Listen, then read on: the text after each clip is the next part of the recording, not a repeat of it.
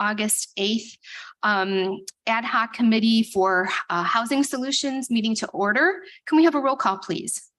Co-chair Chaplin, Here. co-chair Tornator, member Cahill, member Childress, Yes. member Covert, member Desart, member Eckhoff, member Evans, Here. member Galassi, member Garcia, member Guston, member Krajewski, member LaPlante, member Ozog, member Rutledge, member Schwarzy, member Yu. Here. Member Zay.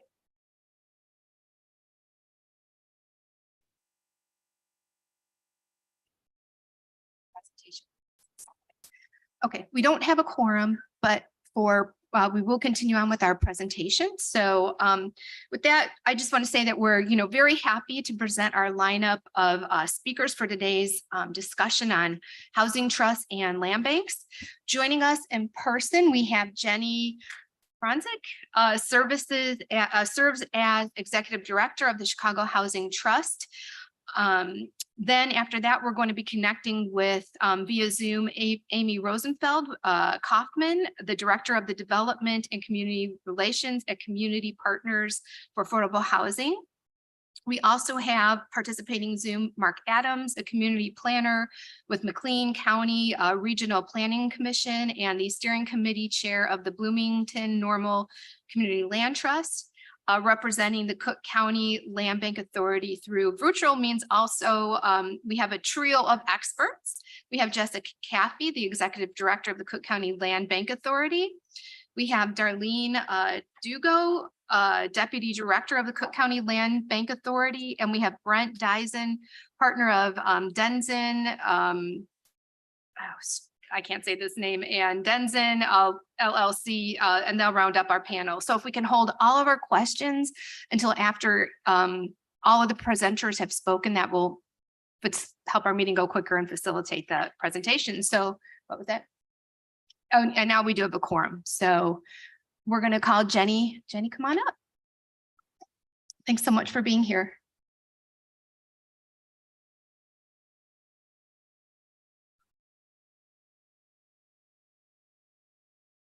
Good morning, everyone. Thank you so much for hosting. As mentioned, pronunciation was perfect. My name is Jenny Franzak, and I'm the executive director at the Chicago Housing Trust. Next slide, please. And I want to commend all of you all first and foremost for your leadership on this effort. It is absolutely critical for our leadership at the local level to create the parameters and programs and set those in place so that housing affordability can be accessible to everyone. So we are tethered to the City of Chicago's Inclusionary Housing Ordinance, and the roll call on the left on that slide is our leadership. The mayor appoints a board of directors to give visionary leadership and oversee the direction and implementation of our programs. Next slide, please. And our mission is twofold. The first is to preserve long-term affordability, particularly in communities facing high displacement pressure, largely due to catalytic development or gentrification, perhaps. And then the second side of that coin is to expand access to home ownership, particularly for working households. I heard earlier someone throw out the term missing middle. Our portfolio is exclusively focused on home ownership, and we do target that missing middle. Occasionally we get units that are more deeply affordable, but we're primarily working between households at 80% of the area median income, all the way up to 120 and occasionally 140. That said, the city's inclusionary housing ordinance certainly addresses the full continuum of affordability from super low income rental and permanent supportive services and all of those things. And what we'll be talking about today is largely homeownership opportunities for the missing middle. Next slide, please. But first, a word from our sponsors, Grounded Solutions Network. If you have not heard of them, please take out your phone, please take a snapshot of this screen, and please send it to your staffers immediately. A couple reasons. Grounded Solutions Network is the premier association for practitioners of inclusionary housing, as well as shared equity programs, including community land trusts throughout North America. So all of the US, all of Canada, And I have used them in a variety of my capacities to not only start programs, also evaluate their efficacy. And they should be your first stop and your primary partner all along this journey. They also happen to right now have an application open where folks, the ante is 150,000, and then Grounded Solutions will match that 2-to-1, and they will provide customized research and technical assistance, primarily for local governments who are looking to generate a policy roadmap. And that seems to me, from my conversations with Paul, to be what you're looking for right now. So either way, you should be using Grounded Solutions Network. And if you're getting on this application, they'll cover 2/3 of the cost. And that application is due Tuesday, and the cohort begins in September. The link to that application is at the bottom of your screen. So again, please get this slide to your staff as soon as possible, and then reach out to one or more of your municipalities and find your counterparts there and see who might want to hop in on this with you. Next slide, please. All right, back to our regularly scheduled programming. So the City of Chicago's Inclusionary Housing Ordinance identifies triggering developments, if you will, and those are developments that have 10 or more units and or require an entitlement such as zoning, a variance, parking, accommodations, what have you, and or public financing and or public land. When that happens, the developers are obligated to build a certain percentage of affordable units, ideally on-site, if not off-site, extremely proximate to the triggering development. And that percentage is on a sliding scale. The city has identified neighborhoods facing high displacement pressure, which require larger percentages of affordable units, and conversely, neighborhoods that are perhaps historically disinvested and may already have large concentrations of affordable housing, and they're required to build lower percentages there. There's also an opportunity where developers can pay in lieu for a portion of that obligation, and those funds are used to preserve existing affordable housing, particularly rental units, or build a unicorn project to support a nonprofit affordable housing developer, realize their vision for the community, etc. Next slide, please. So what it looks like on the ground is, again, that developer has a triggering project, and so they build that beautiful blue house that you see. And there's a differential between the full cost to build and the affordable contract price, represented by a little money bag there. And that money bag stays in the home transaction after transaction. So you're leveraging that upfront investment time and time again over generations. And so folks, sign up for a program because they likely can't afford to purchase a home on the market, right? And so they agree to, again, the privilege of purchasing an affordable unit, also the benefit of lower property taxes since our units are affordable. The assessor assesses them accordingly, with the understanding that when they go to put that unit up for sale, they will pay it forward to the next household so that household can also purchase that unit affordably. And again, this unit provides these opportunities for generations, leveraging that upfront one-time investment, which is shouldered by the developer and not necessarily the municipality or the county. Next slide, please. Buyer eligibility requirements for our program include that they may not own any other residential property. They may not owe debt to the city. It's a once in a lifetime opportunity. You'd be surprised how many folks want to sell the first unit they bought with us and purchase another one later on. They need a pre-approval letter from a participating lender. And again, those are the AMI ranges we talked about earlier, largely that missing middle, if you will. And then there's a number of pre-purchase educations they need to complete with HUD certified housing counselors. Next slide. The tool we leverage primarily, given that our portfolio is 75% condos, boxes in the air without land necessarily attached, is a deed restriction. It's a 30-year renewable term, and that does preserve the affordability of the home for sale after sale, largely due to the maximum resale formula encompassed therein. It's recorded with the deed against the deed at closing, and that records the share of appreciation folks get. Again, they're foregoing that windfall when they put the unit up for sale, with the understanding that every month they're saving a bit on property taxes, and they got that huge discount upfront to purchase the home. Next slide, please. And then another pilot that we have right now deals with naturally occurring affordable housing, or NOAA, perhaps if you've heard that acronym. It was launched in 2020. It's a $3 million allocation, and we're able to acquire and rehab units.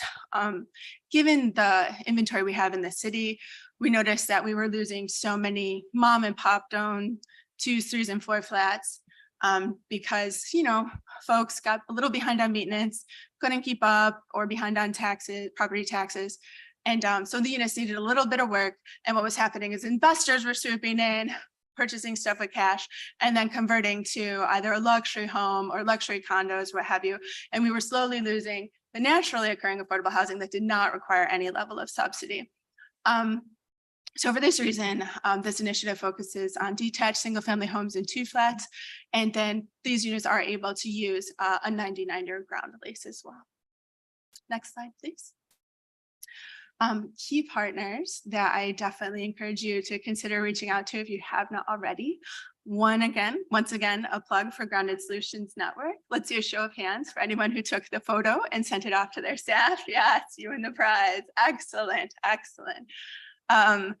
Again, municipalities will be critical because inclusionary housing is, you know, part of the zoning code and should be part of the zoning code. So reach out to your counterparts at the municipalities. I pastor Public Housing Authority along the way. The Chicago Housing Authority has a homeownership initiative that allows residents to leverage their vouchers to pay for mortgages. Super, super, super helpful. Housing counseling agencies. I know we work with West Cook. Forgive me, I don't know the counterparts in DuPage, but these are, you know, highly trained HUD certified housing counselors that provide pre-purchase counseling and workshops at a group level, and then also do one-on-one individualized counseling, which is so critical because when folks go to a lender, I mean, that lender has an interest in connecting them with a mortgage product, but the housing counselor has no interest and will honestly be like, hey, you know, if you wait 6 more months, you can improve your credit, get a way better interest rate, critical things like that. So we lean on them heavily. And then our county land bank, which I know is on your roster for today. Also the assessor's office, I alluded to that earlier. We did a lot of work with our assessor's office to walking them through the resale value, explaining to them, hey, let's be really thoughtful on the inclusionary units so that folks are not paying taxes on appreciation that they would never realize. And I don't believe they're obligated to do so, yet they are doing so. We really appreciate that. So make friends with your assessor's office if you have not done so already. And participating lenders, we have, I believe, a pool of 7 participating lenders, and they approve the terms in our deed restriction, you know, whichever tool you choose to use. We make sure that underwriters sign off on that and that they agree with our lending parameters. And then I also recommend you find real estate attorneys and train a pool of those who are familiar with the ins and outs of your programs to save your staff and on admin time down the road. So you're not retraining with every transaction. Next slide, please. And then some lessons learned along the way include affirmative marketing. When I've been in this position for about 3 years. And so, you know, first day on the job, I pulled the demographics to understand who our homeowners were. And primarily they were single white males in their early 30s. And that didn't necessarily align with the demographics in the city that needed affordable housing. And so I did a bit more digging. And it was evident that most folks were also grad students at the time, and developers who, again, are responsible to build the units and thus market and sell them, figure out really fast that grad students are temporarily income eligible and also align well with the demographics of the market rate units. When we're not super affirmative and targeted in who we market these units to ensure that we're connecting with folks who, but for this opportunity at this time, may not be able to transition into homeownership. It may not be the best and highest use of your dollars and your efforts. Like I would literally get calls from parents in California saying, my son just got into the University of Chicago and we want to buy him a home through your program. And I'm like, that is amazing. And your child is destined for greatness. And I don't know that our program is like the best and highest use of these public dollars, but I didn't have a legal tool to say that, you know? So we then developed a prioritization policy. Perhaps you've heard of them. If you've ever been a teacher, you got to grade papers. You need some kind of rubric to make it fair. It's basically a rubric that we can score applications with. And we have 3 things that we score them, and they are based on, and they're proxies for race, to be upfront. And they're scored based on location. Folks either get points, a higher score gets a higher priority. So you get points if you live proximate to or in the same community area as the inclusionary unit. You get points if you come from a census tract from a neighborhood that was disparately impacted between 08 and 11 with everything that went down. You get bonus points if you have a larger household, and you get bonus points if you have a lower area median income. And that has been super helpful, clear, consistent, concise way for us to explain that, yes, you are income eligible in this moment, and no, this is not your only option. So that's a lesson learned. And then unit size and location, probably that should say, listen to your residents and listen to your constituents and understand what's happening on the ground. In 2019, the city did a citywide task force to understand what community concerns were. And these are 2 of the things that bubble to the top. You know, we have larger households that need larger units. And we want to remain rooted in our communities, even as they gentrify, even as, you know, folks are legacy Chicagoans were being priced out. And so we rewrote the inclusionary housing ordinance recently in 2021 to incorporate incentives for developers to make these accommodations, which are what your constituents are relying on you to do. And last, definitely not least, NIMBYs. We know them, perhaps we have been them at some point in time, and it's real. Like, it's policy is critical, and also the narrative goes hand in hand with that. So if you haven't already, find a really great storyteller and find a solid organizer. Perhaps do a bit of reading or research on everything that went down with contract sales, particularly in Black communities. When, like, pretty much anyone who purchased in that community was sold on a contract sale, but the home was sold to them on a contract. But there was so much stigma and so much shame that no one said that out loud to any of their neighbors, any of their family members. And so this was happening collectively. No one was talking about it. And in the very same way, housing affordability is something critical that everyone in this room needs. Every human on this planet needs it. No lender will give you a mortgage unless they can trust that you will pay down that mortgage reliably month to month, whatever your income might be. Like, the rub is that there are different income brackets, right? But everybody needs an affordable home. So when we can pair organizing with storytelling and get real with people and be like, somebody in your family line, if not in your immediate family, is unhoused or couch surfing or doubled up, or sometimes it looks like multi-generational living. Folks age, and I mean, a show of hands for folks who are caring for aging parents while also raising your own children. Like, that's real, and that's what affordable housing looks like. Maybe you purchased a home, but probably you need more space after that other generation moves in, or when younger generations move back in. It's real, and it impacts everyone. So being able to share these narratives is really critical. And the sooner you can partner with a storyteller and do a little bit of organizing, and maybe reach out to NIMBY adjacent populations first. And that might look like, you know, folks who prepare lattes that folks pick up on the way to work, the people who care for children so folks can go to work, whoever buses kids from place to place, people who conduct the trains that get you downtown and back, you know, blue collar folks, people who will repair your sink or your fridge or your washer and dryer, entry level white collar stuff. Get those stories and be like, these are the people that make your life work that you may not even realize. And if they can't live proximate to your house so they can provide services to you, or proximate to your favorite coffee shop so they can have your latte ready to go for you, like you lose your quality of life when we're not being inclusive.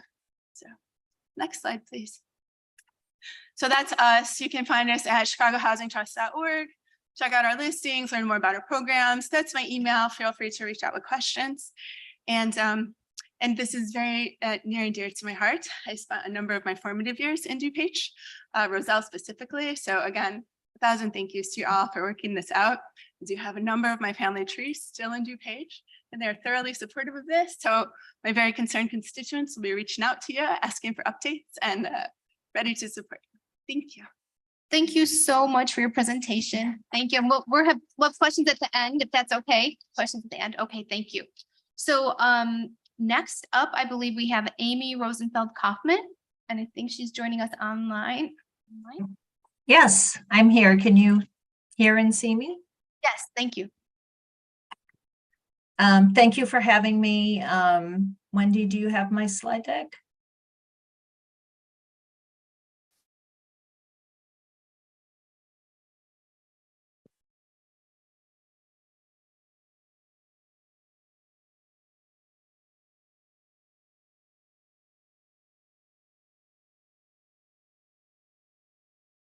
There we go.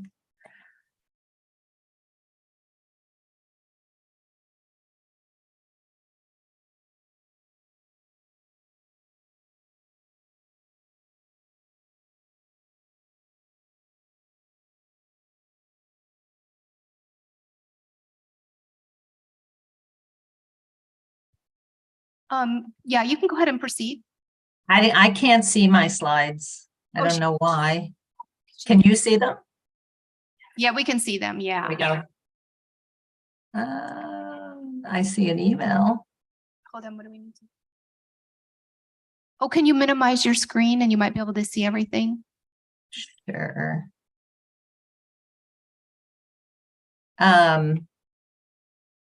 It says host has disabled participant screen sharing. Is that perhaps why? No. You should just be watching. So maybe there's a little box that shows like the square with all the square. Can you hit on the box with all the squares maybe? And you might be able to see it. It should be, I don't have my. I don't. You know what? Hang on. Let me just pull it up for myself from my own. And I will then be able to follow along. Sorry, everybody. Oh, no worries. No worries.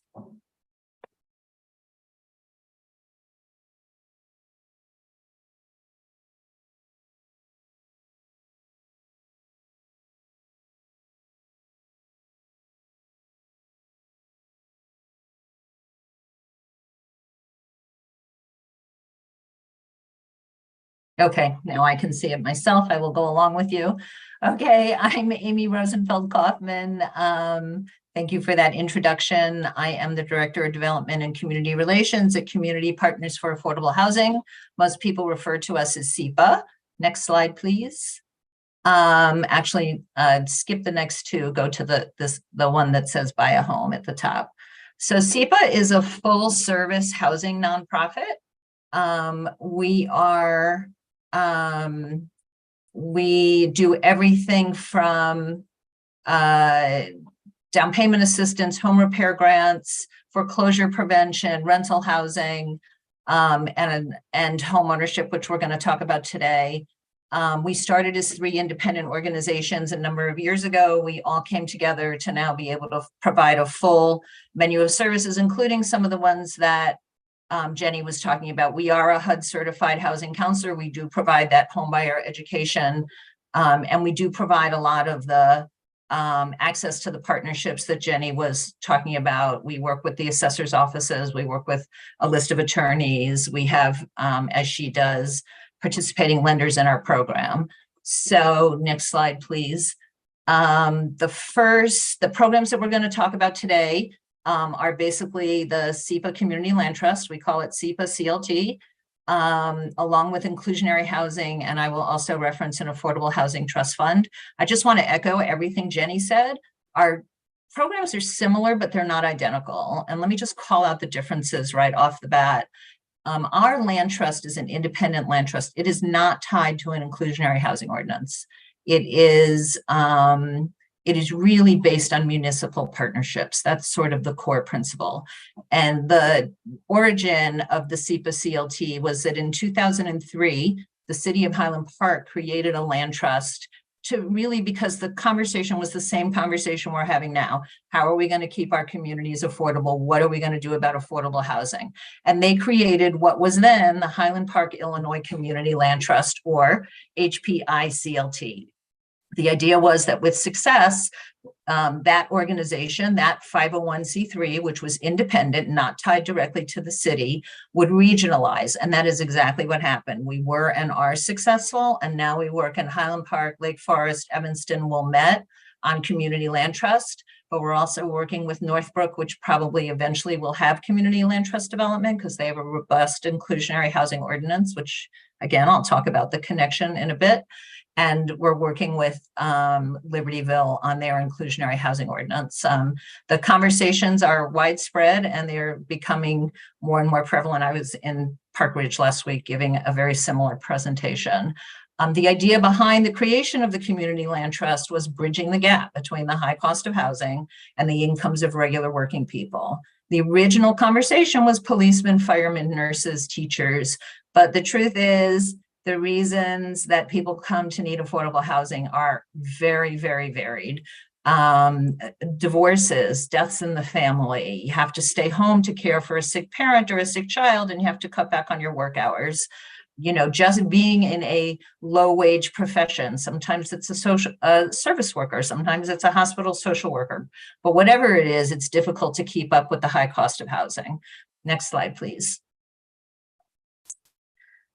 So the community land trust model is exactly what Jenny said. It's when the cost of developing the home is greater than what you can sell it for if you're going to sell it at an affordable price. So our community land trust, we develop homes and we sell them at an affordable price to qualified low or moderate income households.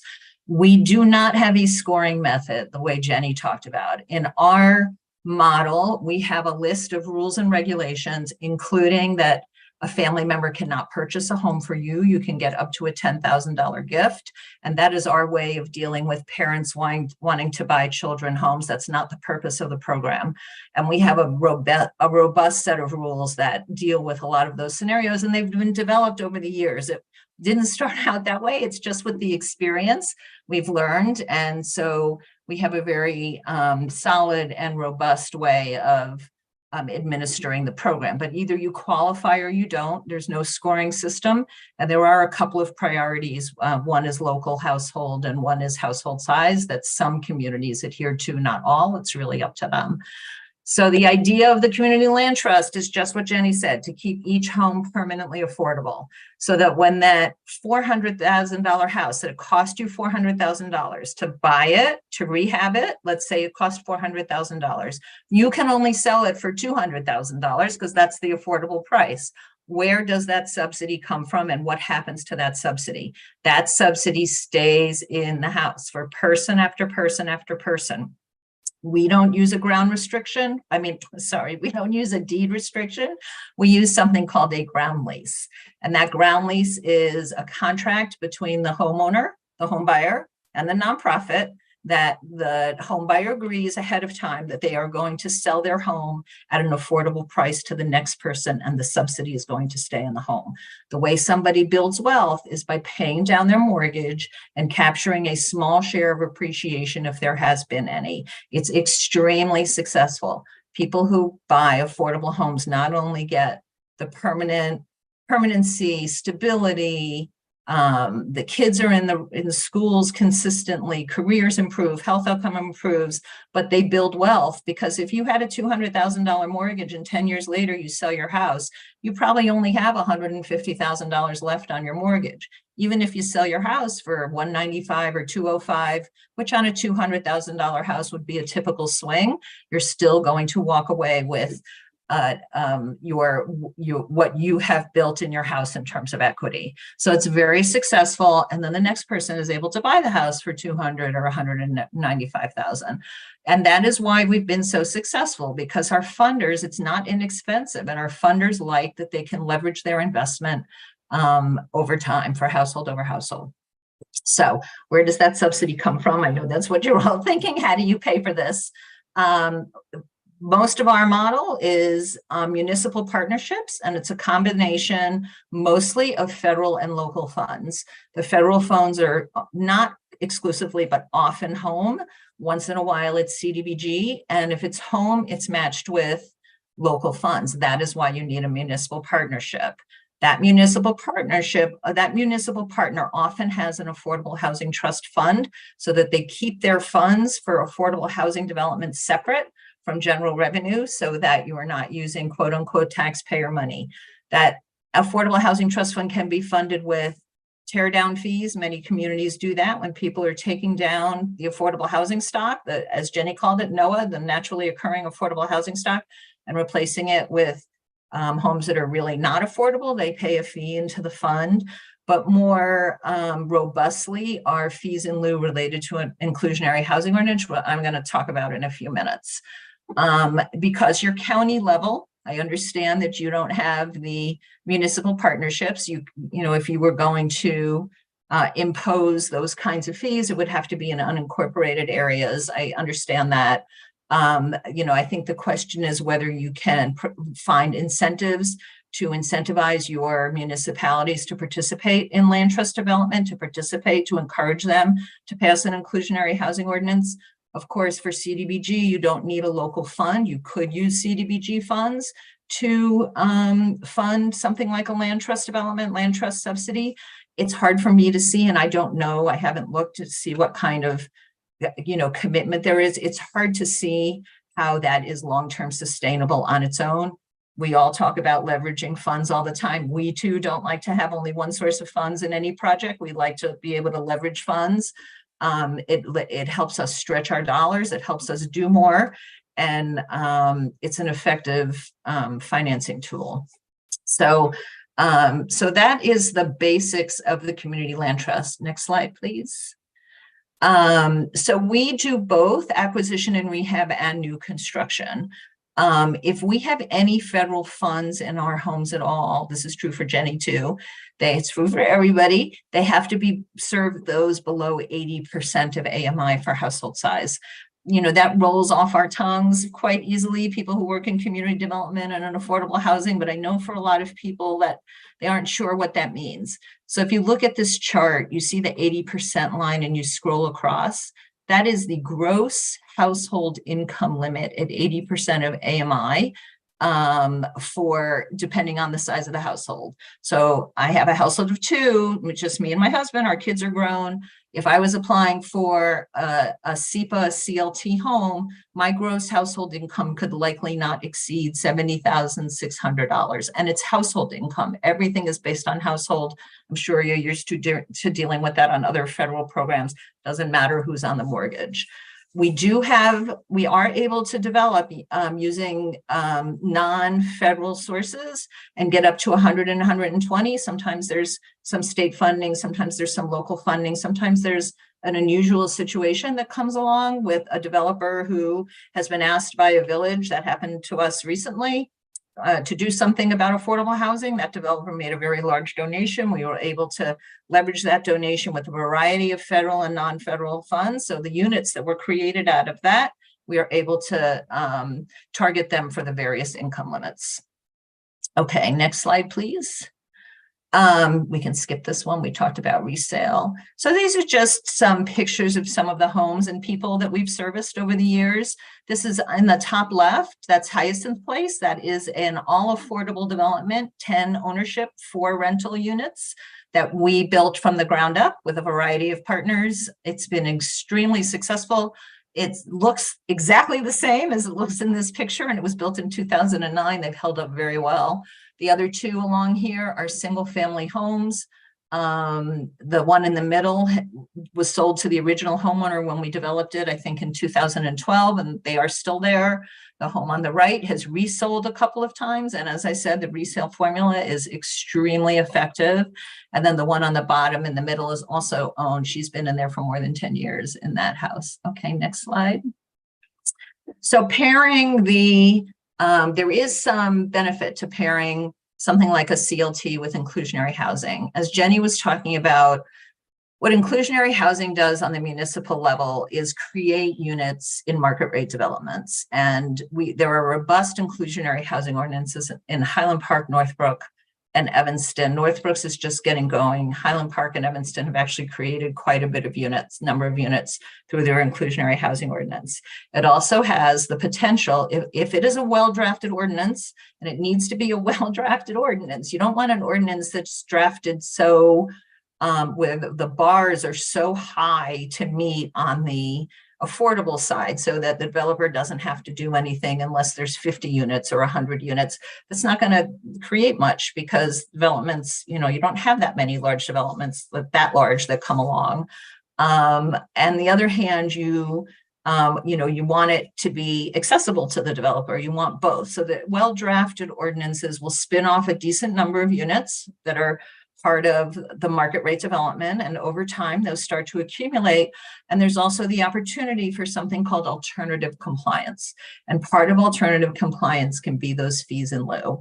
I believe a well-drafted ordinance, the fees in lieu will be limited to really situations where alternative compliance is called for, because you always want a preference for the unit, but there are some situations where it just doesn't fit. And in those situations, those fees in lieu go into that affordable housing trust fund, or can go into that affordable housing trust fund. And then that fund funds other affordable housing development. Sometimes in certain municipalities, that is used for the subsidy in community land trust development. So that works out, quite well. Next slide, please. So these are just some examples of recent inclusionary housing developments. You can't tell from the outside what's affordable, what's not. From the inside, depending on how the ordinance is drafted, there can be some small differences. There can be some square footage differences. Nobody wants to make this undoable for the developer, but we also want it to be inclusive. And that's the whole idea of inclusionary housing. Next slide, please. So this was Highland Park's original inclusionary housing. These are home ownership units, and they were created in 2007. Highland Park is the only municipality that has ownership inclusionary units. Most of the other municipalities we've been working with have been all rental.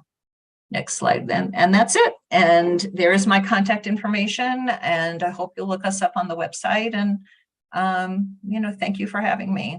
I'd love to take your questions when we're done. Thank you so much, Amy. Appreciate the information. And yeah, we'll take questions at the end. Hang on a second here. Next we have Mark Adams, community partner planner with McLean County, and he's also joining us via Zoom. Hello, good afternoon. Hello, can you hear me? Can you hear me? Yes. Okay, sorry. Hello to the board of DuPage County. My name is Mark Adams. I am during the day, I'm a community planner for McLean County Regional Planning Commission here in Bloomington, Illinois. I am serving right now as a private citizen. This is a spin-off project that's been in the works for just 2 months. This is something that I'm doing on the side with some friends, and essentially is a grassroots movement to address the affordable housing crisis. So this is an introduction to the Bloomington Normal Community Land Trust. Next slide, please. So the community land trust model really is flexible, first and foremost, and a CLT can be initiated by a municipality, by a governmental body, or it can be started by either a grassroots movement or a nonprofit sponsor. And our community has taken the initiative on a grassroots level to organize a steering committee. And we have had 2 meetings so far over the last month. It includes myself, Noah Tang, Crystal Abel, Anthony Crispin, Nancy Hirsch, Zach Carlson, Tanner Starr, Kelby Compton, Georgine Chisel, Kimberly Harris, Jenna Kearns, Bradley Ross Jackson, and Joel Studebaker. We are a group of attorneys, teachers, contractors, community organizers, planners. We are stepping up because we understand that this is going to be possibly more effective from a bottom-up approach, given our local politics, and not really wanting to put all our eggs in our political basket, so to speak. So this is a true grassroots movement to really preserve and promote affordable housing through the CLT approach here in Bloomington Normal. Next slide, please. So I'm a big data person. Obviously, as a planner, you need data to support whatever point you're trying to make. And so the Bloomington normal housing market, just like the national market, has been turned on its head. It's been pretty brutal. I will say that according to IDA and the Housing Blueprint, Bloomington normal is a bit of an outlier when it comes to the workforce housing shortage.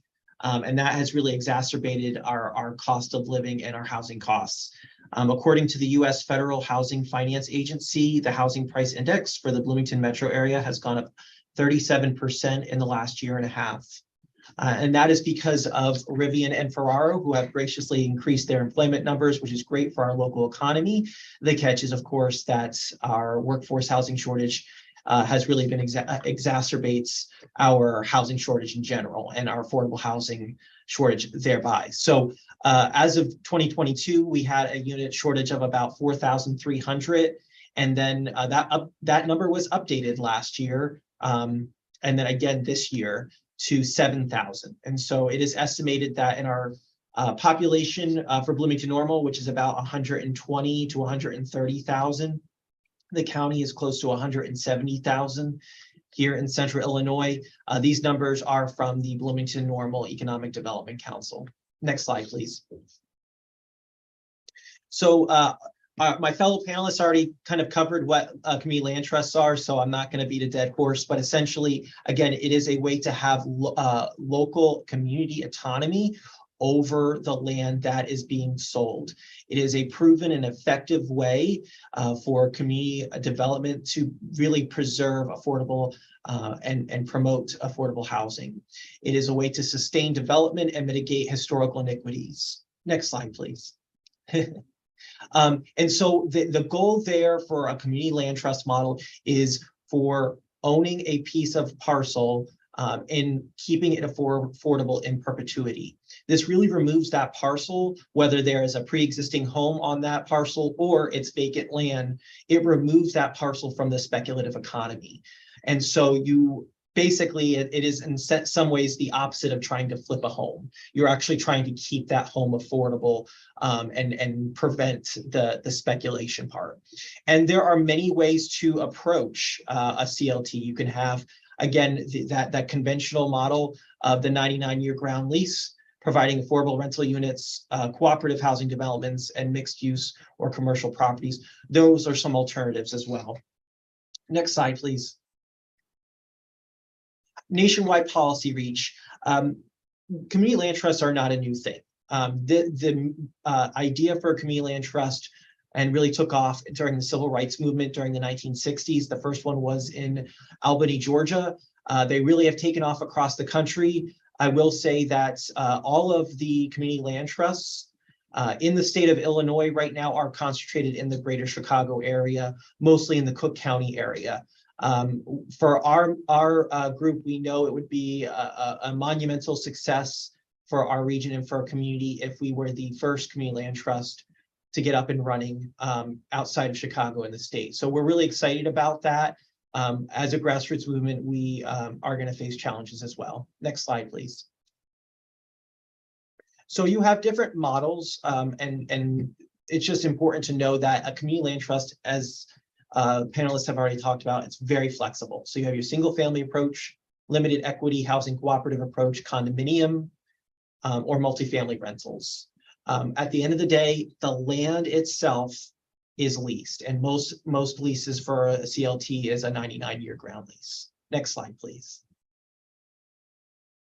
So how a community land trust acquires properties? You may be asking yourself, does this apply if it's a government sponsor or a non-profit approach? It doesn't matter. There are different ways. And so community land trust is going to acquire properties through paying fair market value. That means that nonprofit or CLT body has to have access to liquid cash so that they can compete with bidders. There's foreclosure sales and land bank transfers, full donations of estates, and bargain sales. A CLT can basically allow for a portion of the fair market value to be paid, and then the rest can be written off in the seller's taxes. And so there's a lot of flexibility, and there's actually a tax incentive for a home seller who doesn't want to basically see the home be lost to the community. So that's another appeal there. Next slide, please. So model for economic sustainability. How does a CLT sustain itself?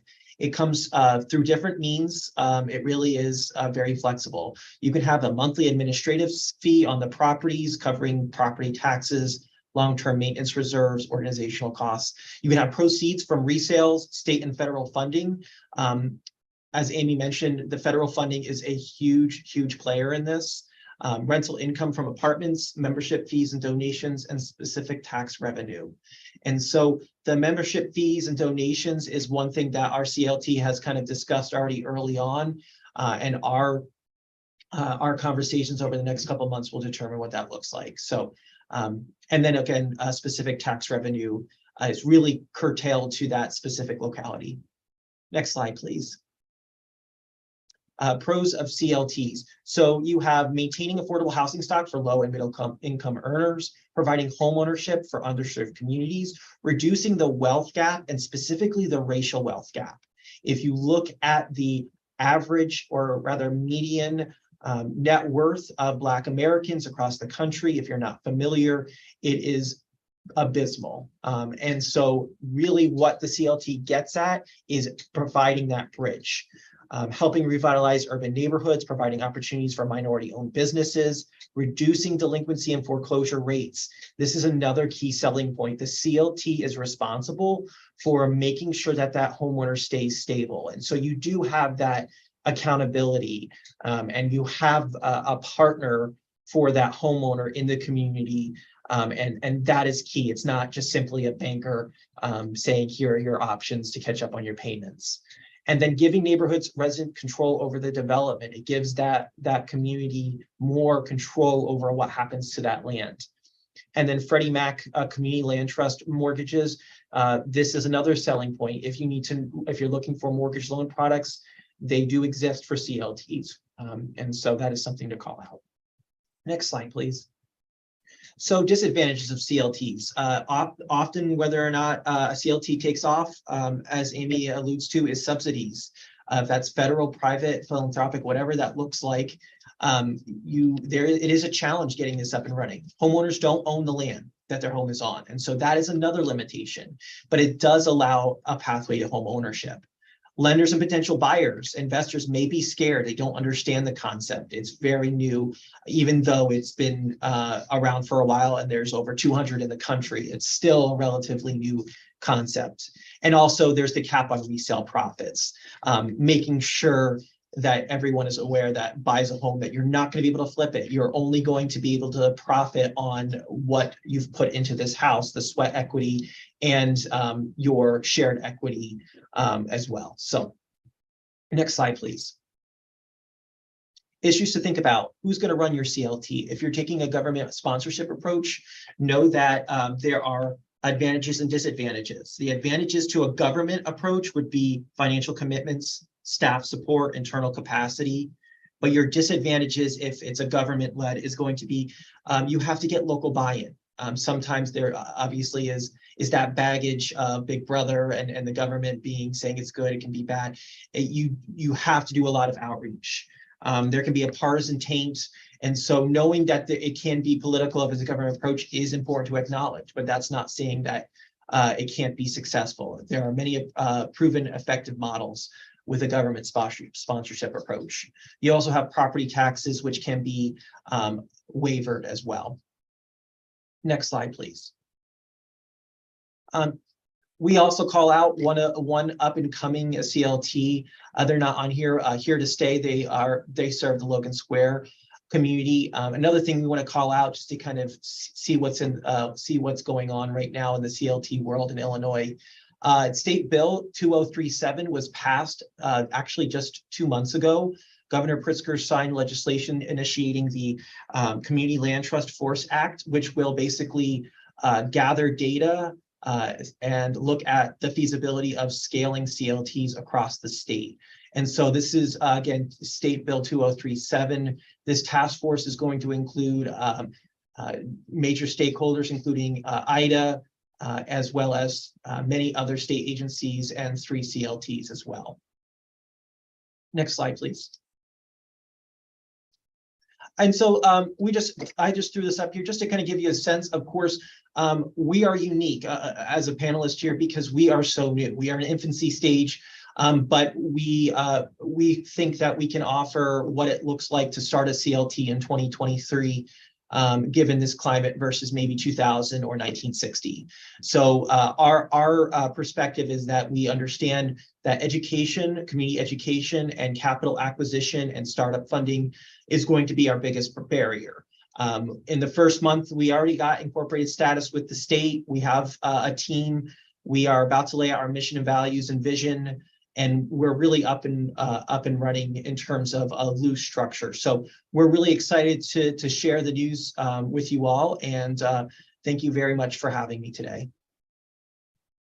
Great, thank you so much. And we move on to our representatives from Cook County Land Bank Authority. We have Jessica Caffrey.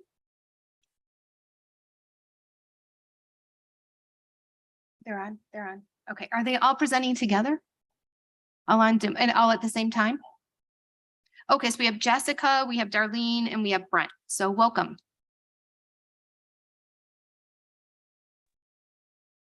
Okay, I am here now. Can you hear me? Yes.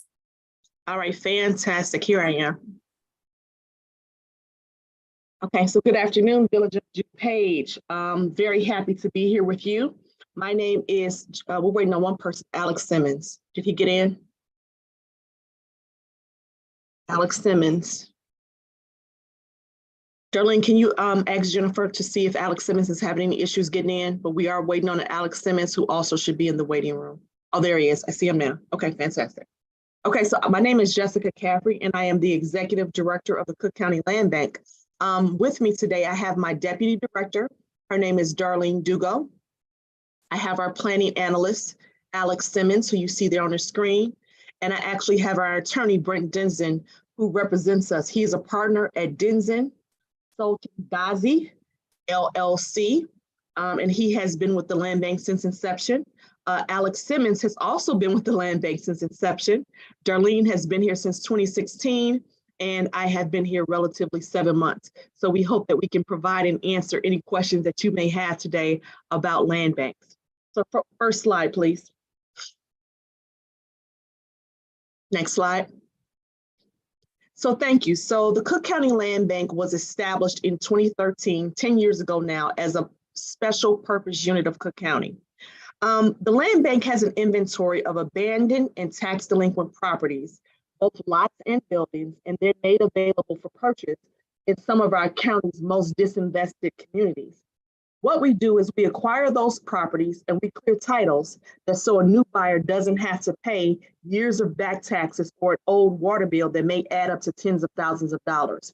Right now we have a staff of 3. In 2014, we had a staff of 3 and a budget of about 4 million. But as you can see, we've grown exponentially. Right now we have a staff of 13, a budget of 13.9 million, and we have 3 vacancies. Next slide. So if it had not been for the land bank, these properties basically would sit vacant for a lot more years. They would drag down their communities because nobody can afford to navigate the complicated court processes required to acquire these properties. So what we do is we work with talented developers, nonprofit agencies, and small businesses, and some individuals to rehab the properties. Some of them are able to provide local jobs for people as they paint and they clear the lots and they perform other duties. So basically, these are communities that have been abandoned by the system. And what we at the Land Bank are saying is that there's value in these properties and they can, again, become cornerstones of the community.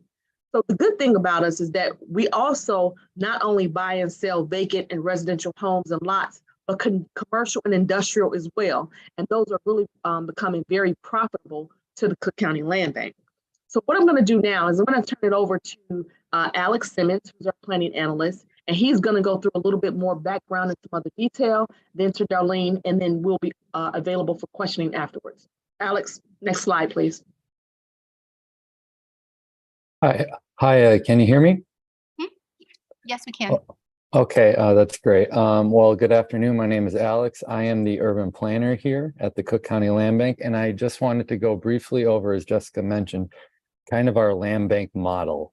We are a unique land bank in the country in that we have not been empowered by the state to function. So we, as Jessica mentioned, the state of Illinois does not delegate power to land banks, but we do have that power through Cook County. So our mission again is to acquire vacant abandoned property and bring it back into productive use. So basically what we do is we acquire property based on a variety of reasons, through the market viability, through a focused community strategy that we developed.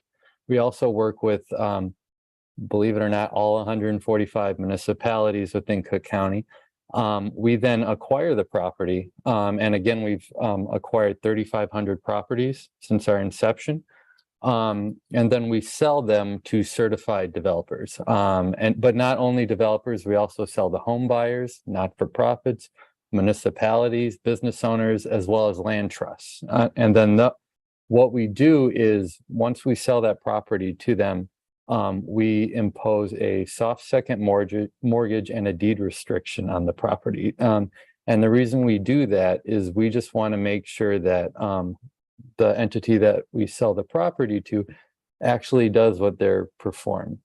So once they do that, we then would release that soft second mortgage and that deed restriction.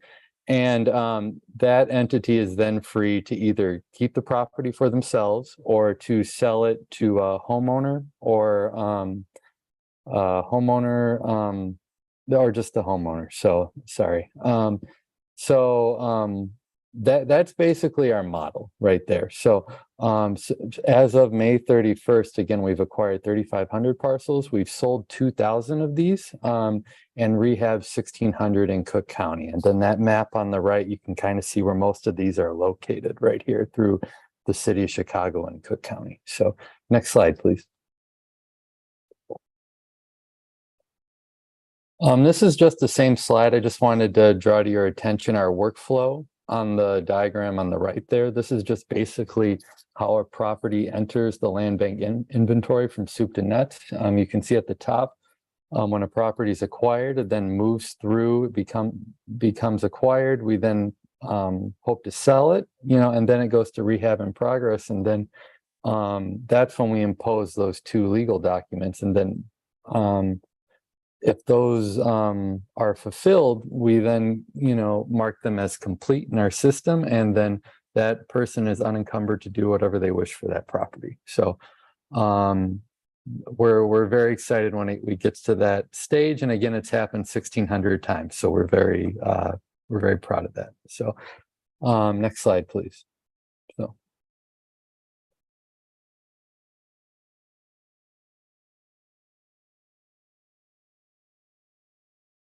So basically, we just wanted to show, and again, this is the same map as before, we just wanted to show how we measure success here at the land bank. So there are 4 basic metrics that we've captured, and this just works for us as a land bank. So we measure all acquisitions that have happened on a monthly basis since our first property was acquired in June 2014. We monitor all sales, how many properties we sold to. We monitor all demolitions, although that has not been our primary focus, given that we're not trying to demolish property. We're not in the business of demolishing. And then finally, we track rehabs, and we try to be as detailed as possible on that. So next slide, please. So this graphic right here is something that we used to do monthly. We now do quarterly to our board of directors at the land bank. This just shows all of the metrics that we capture. And at the bottom, you see the 3,500 and 2,000 properties that I mentioned earlier. However, I do want to mention in the middle part, the metric that says community wealth. Our community wealth, and we're very proud of, it's at 175 million right now. And this is a metric that we captured based off of what we've acquired the property for versus how much the property is worth after it's been rehabbed. So We document that on a per property basis, and we're pleased to say that it's, since we started, it's been about $175 million. It's about 185 as of today, but this is as of May 31st. And we're very proud of this because this 175 million is not in areas such as like Lincoln Park, Lake Forest, Hyde Park. These are in communities that need real estate value, that they actually need dollars and cents attributed to real estate. So a lot of our rehabs are done in the neighborhoods of Woodlawn, Inglewood, Austin, and then we also have municipalities out west such as Maywood and Broadview, and then down south such as Chicago Heights, Dalton, Riverdale. So we're very proud of that number. So next slide, please. And this is just a basic slide on how we acquire property. So we have 11 channels of how we're able to acquire property through Cook County. I want to just draw your attention to the first one and the last one, excuse me. The first one, how we primarily acquired property from 2015 to 2018 was through what was called the Neighborhood Community Stabilization Trust and the National Stabilization Initiative. This was a national program that released Fannie Mae and Freddie Mac properties that were foreclosed on during the 2009 financial crisis that led to the housing crisis in 2011. We've acquired about 600 to 700 properties through this program. It was very valuable at the time, and we were very excited that we were able to do that for so long. Since 2019, our acquisition model had shifted.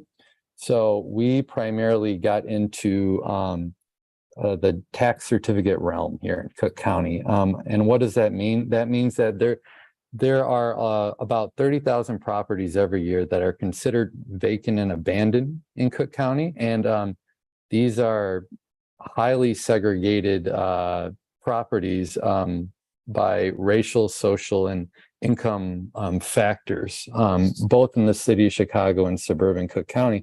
The land bank acquired 26,000 tax liens over the span of 2015 to 2019.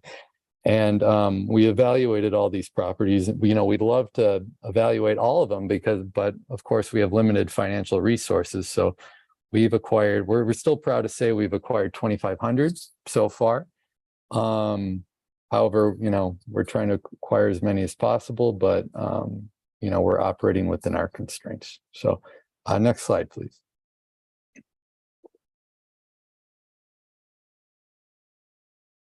This is just a general graph of what we've, just of those four metrics, what we've acquired on an annual basis, what we've sold, our demolitions, and how many properties that have been rehabbed. And you can see, really from 2019 onward that we've acquired about 600 properties per year. We're around 228 as of the midway point of this year, but we should be up to around 600 by the end of the year.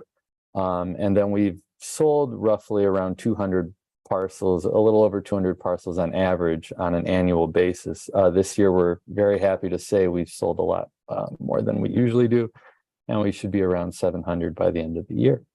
Next slide, please.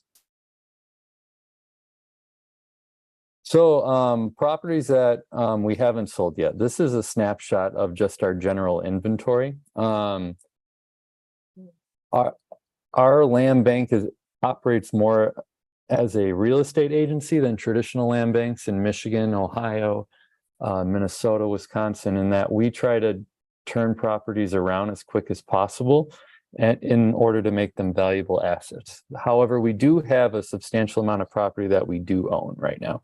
So we have about 1,500 parcels in our inventory. 2/3 of that is vacant land. About a third of that are commercial and industrial and residential structures right there. You can see a lot of that in that breakdown. A lot of that is focused in the city of Chicago right now. That's basically due to the fact that we've sold a lot of property in the suburbs lately to municipalities. So I just wanted to make that footnote there. Next slide. And I'm going to turn it over to Darlene Dugo. We'll go over some of our essential operations. So, Thanks so much, Alex. So as Jessica had stated earlier, we currently have 13 employees to work through this substantial volume of work. We've got 3 open positions, but I'm going to focus first on the acquisition specialist. So how do we determine which properties we're interested in purchasing? So we have a team of acquisition specialists that have boots on the ground. They know the neighborhoods. They drive the neighborhoods and the properties every day and have a real good feel for what's selling, what's needed, what community groups and home buyers are looking for. And so one of the things that we're focused on at the land bank is only acquiring those properties that really no one else wants. We're acquiring the properties that need us the most, and those are vacant properties. So our goal is to acquire vacant properties. Our acquisition specialists drive the neighborhoods when we identify properties that are available to purchase, whether it be properties through the scavenger sale or properties through Fannie Freddie or donations or the other acquisition channels that Alex mentioned. These are individuals who have been in housing and community development for more than 10 years. And they really have their pulse on the neighborhood. We also work closely with commercial real estate brokers for all of our commercial real estate. But the acquisition specialists play 2 roles. They work with us and help us identify and evaluate properties that we may want to bring into inventory. But then secondly, they are identifying buyers who want to purchase these properties, renovate them, and either hold them for themselves. If it's a single family property, sell that property to a home buyer. Or as we mentioned earlier, we also have business owners who maybe during COVID, they worked from home and now they're interested in bricks and mortar or businesses that are expanding. So they play those dual roles of evaluating what we're going to bring into the inventory and then marketing and selling those properties to move the inventory out. Next, we have our asset managers. So the minute that the land bank acquires a property, we want to make sure we're a good neighbor.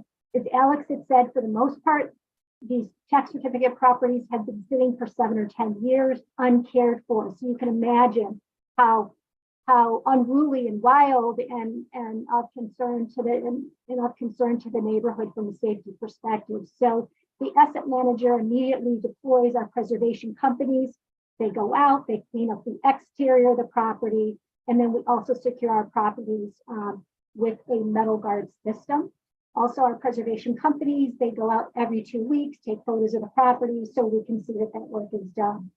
From there, they're also looking at making sure that the properties are renovated within a particular period of time. So typically with single family properties, we give the buyer 12 months to renovate.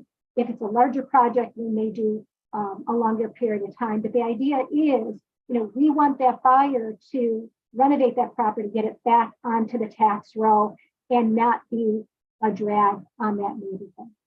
Next slide, please. And then what we use to manage, you heard the numbers that Alex talked about in terms of the number of properties that we're targeting and those numbers that those properties that we're actually buying. And so we have a property management system. It's called eProperty Plus.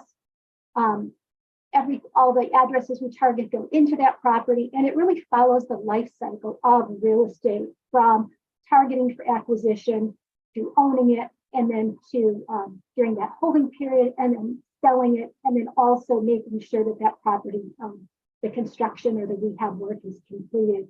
So we have a system that does that. The system allows vendors to upload reports and pictures.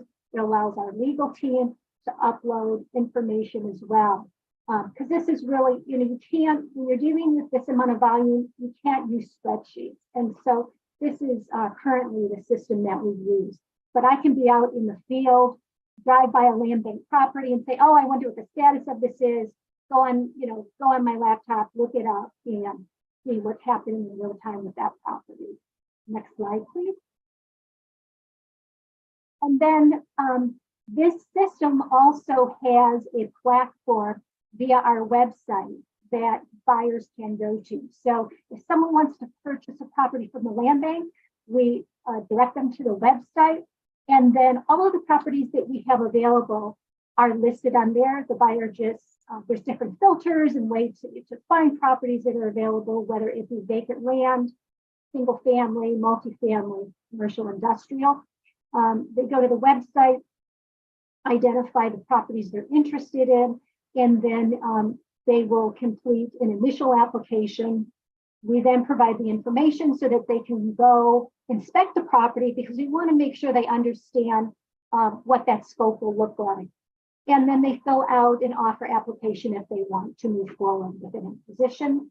We have a whole approval process. We want to be as transparent and fair and consistent as possible, given that we're a government entity.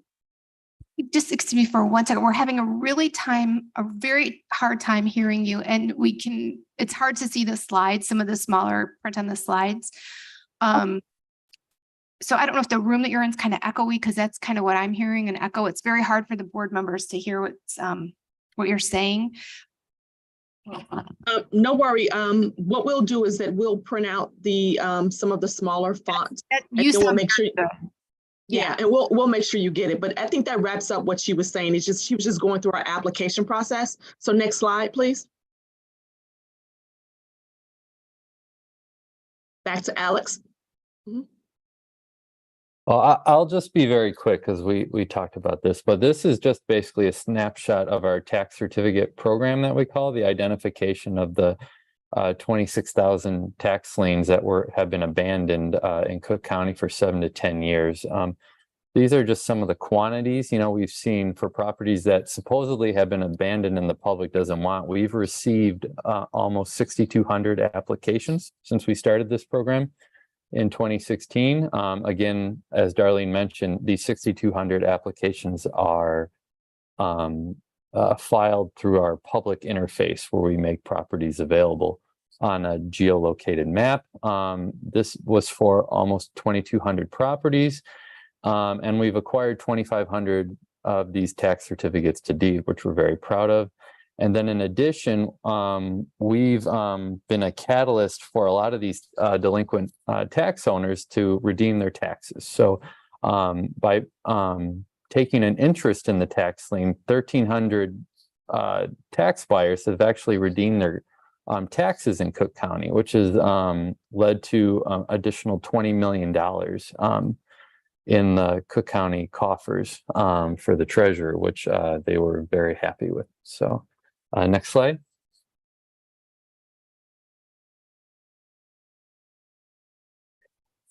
And for this last slide, this doesn't necessarily matter, but this is just to illustrate how taking a property to deed through tax lien is a very cumbersome process. We have a 75-step process to go from when we take a tax lien to when we convert it to deed. So these are just the buckets of the quantities of properties in Cook County that we were able to successfully bid on. As you can see, we've acquired 2,500, but you can see we have another 2,300 right behind it. So this is our pipeline essentially. And just, there's an emphasis on keeping the pipeline filled and keeping properties moving. And that's what we try to do here at the Land Bank. So that is everything. So thank you, Alex. So now we have our attorney, Brent Denson. He's going to give a very, very brief 2-minute high-level overview. Brent, are you still there? I'm here. And okay. Yeah, thank you. Brent Denson. Yeah, my name is Brent Denson. I'm a partner at Denson Sultanzade, and we've been working with the Cook County Land Bank since its inception in 2013 through the State's Attorney's Office. We also work with other land banks across the state and work through the similar pathways that Cook County uses, which is the tax acquisition process, and then filing declarations of abandonment, lien foreclosures, and donations are all different tools that are used by land banks to acquire property in a way that would allow them to reset taxes, clear old mortgages and title encumbrances.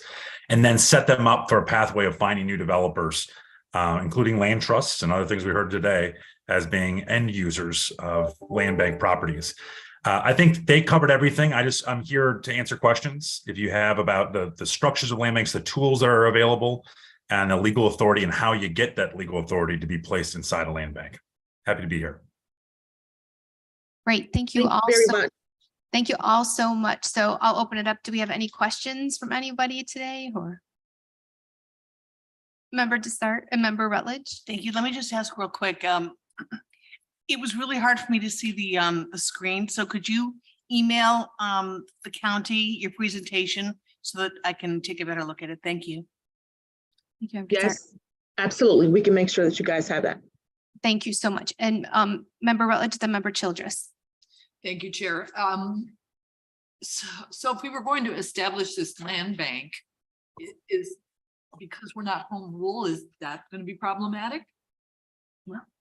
Both with land banks and land trusts, there may be some legislation that we would have to go through at the state level to be able to do that. And we're working with the state's attorney on that. I agree. Incidentally, all of the presentations that were had today, we have those. We will get those to you all today. Okay. Thank And you. then my other question too, Paul, is when we have tax sales, how many are there homes that don't get through that don't get acquired by contractors or developers, or that would be useful in this kind of a endeavor? Yes, two things there. There are some properties that don't go, I mean, they go to tax sale, but they don't get picked up. But also we have the ability, the county has the ability to potentially participate in those tax sales as well. Thank you, Member Rutledge. Member Childress.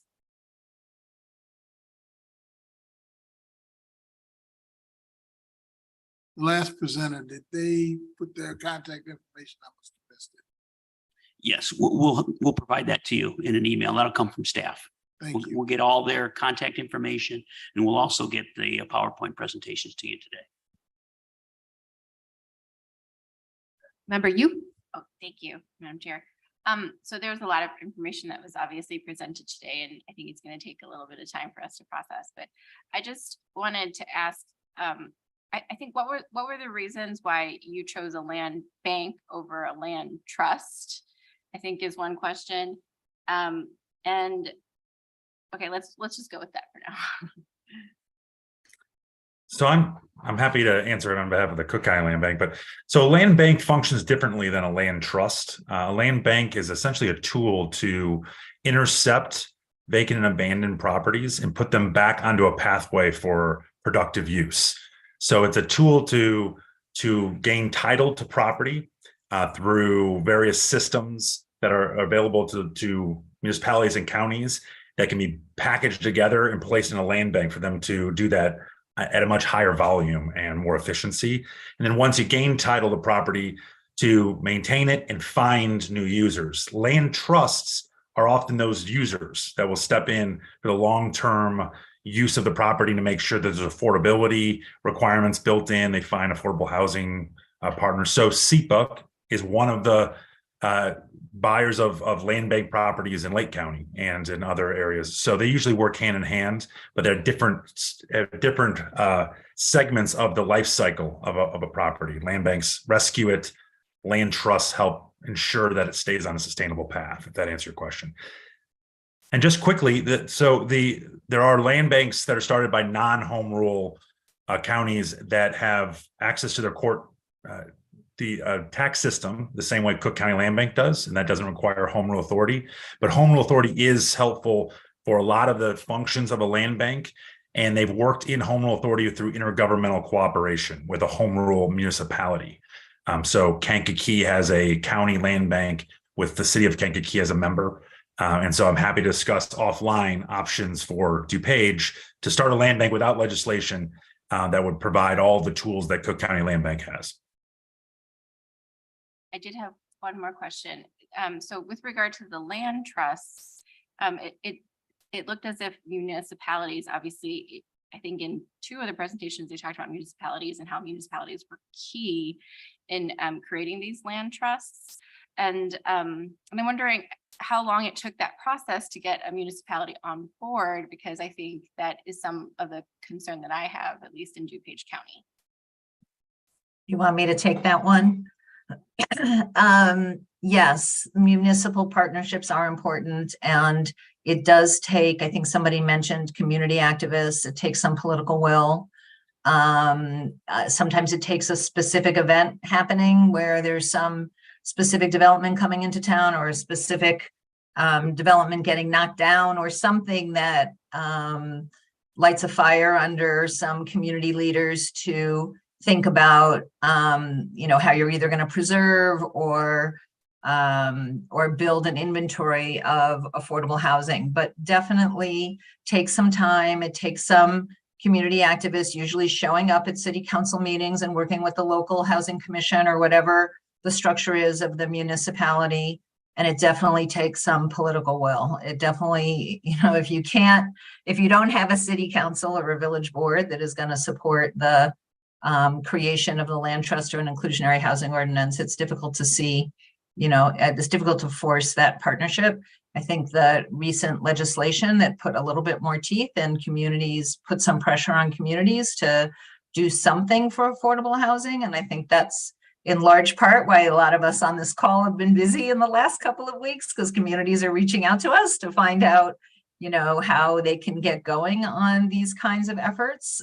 So maybe it's a moment in time, but it does take time. I would say in Highland Park, it probably took a good 3 years to get the land trust up and running. Now, they were the first, right? They had to go out and do the research and talk to the people out at the Champlain Housing Land Trust. There wasn't somebody to model after locally. So now, we have SEPA and we have other land trusts. We have Here to Stay. We have other models, and we have that state task force, which I've also been involved with, that hopefully will create some resources for communities that want to get up and running on land trust. So it shouldn't take 3 years, but by the time you develop the political will, figure out your funding structure, Mark has done a really great job of setting up his 501c3 infrastructure with, board development and all the regulatory compliance things that you have to do to make a land trust go. It does take some time.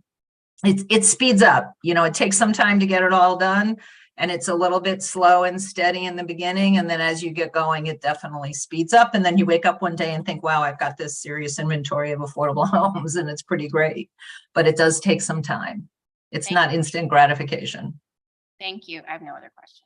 Thank you, Member Yu. And just, we do have Colby Sledge on here as well, and he's with Grounded Solutions, who we heard Jenny talk about quite a bit in her presentation, and staff will be meeting with Colby on Friday. So, but if you guys had any questions for him right now, Member Desart, did you have one? Okay. I have a question for Paul. Okay. All right. We have a question for Paul.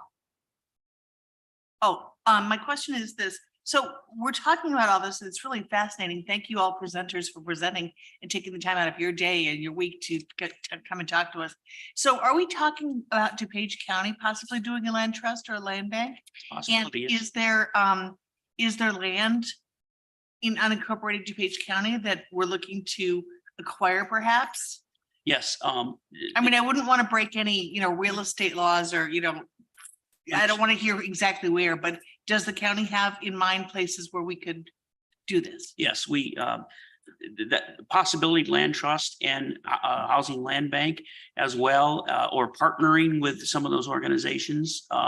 But through our neighborhood revitalization program it's also known as the Clean and Lean program, we are involved in potentially acquiring properties through that program and putting them we have to store them somewhere, potentially in a land bank. So yes to both of those questions. Great, that's wonderful news. And then who would facilitate the project? I mean, it wouldn't be you, it'd just be zoning, right? Would we then give out that responsibility to the DuPage Housing Authority? Well, that's one of the things that we have to be discussing later on when we put a program together. Do we create our own housing bank? Do we create our own land bank, our own CLT, or do we partner with another organization out there like the Housing Authority? Those are some of the questions that we're going to be asking you later on in this process. Very exciting. Yeah, it is very exciting. And I just have a question. We keep hearing about the inclusionary housing ordinance.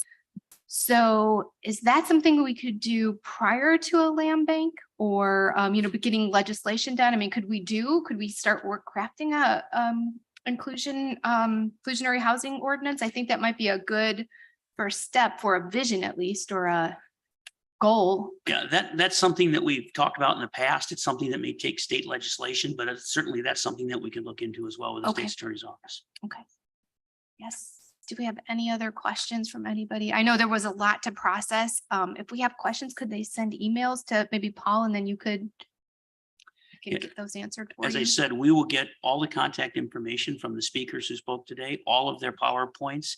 And there likely will be, the staff can put together a sort of a position piece about what you heard today and kind of break it down in a Yes. little bit more itemized structure for you as to exactly what CLTs are and what land banks are. And this was a lot of information that from people who are experts in the field, but we can certainly shorten a little bit for you as well, and we'll do that.